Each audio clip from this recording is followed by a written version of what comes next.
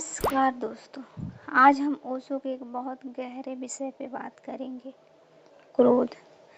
क्रोध हर इंसान के जीवन में आता है, कभी किसी की बात से, कभी किसी घटना से और कभी अपनी ही असफलताओं से। लेकिन ओशो कहते हैं क्रोध समस्या नहीं है, क्रोध को न समझना असली समस्या है। अक्सर हम क्रोध से डरते हैं या उसे दबाने की कोशिश करते हैं, लेकिन क्रोध को दबाने से वह खत्म नहीं होता, बल्कि और ज्यादा खतरनाक बन जाता है।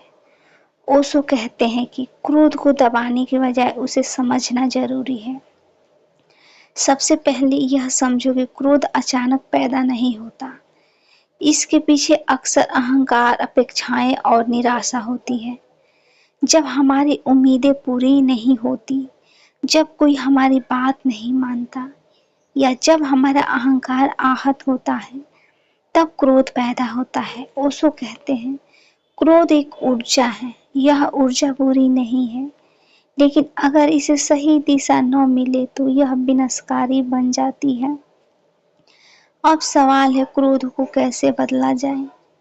पहली बात, क्रोध को पहचानो। जब आपको गुस्सा आए तो तुरंत प्रतिक्रिया मत दो, बस थोड़ी देर रुक जाओ और अपने भीतर देखो, पूछो मुझे सच में गुस्सा क्यों आ रहा है। यह छोटा सा ठहराव क्रोध को समझने की शुरुआत है। दूसरी बात, क्रोध को दबाओ मत। बहुत लोग सोचते हैं कि गुस्सा दिखाना गलत है, इसलिए वे उसे भीतर ही दबा लेते हैं। लेकिन दबाया हुआ क्रोध धीरे धीरे तनाव और दुख में बदल जाता है। ओशो कहते हैं कि क्रोध को समझो, उसे देखो और उसकी ऊर्जा को बदलो। तीसरी बात, जागरूकता लाओ। जब आप जागरूक होते हैं तो क्रोध आपको नियंत्रण नहीं करता।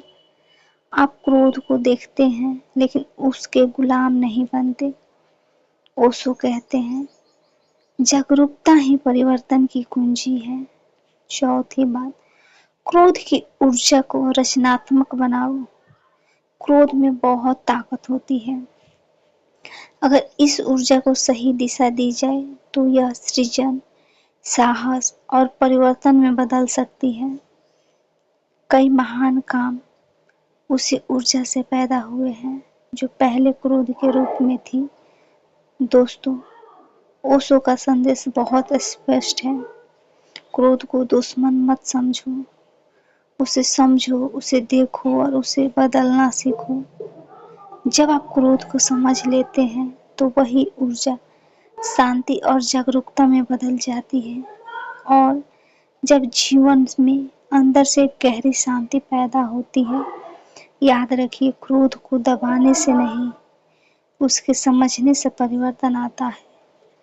अगर आपको यह विचार पसंद आया हो तो वीडियो को लाइक करें, चैनल को सब्सक्राइब करें और ऐसे ही ओशो के गहरे विचार सुनने के लिए जुड़े। धन्यवाद।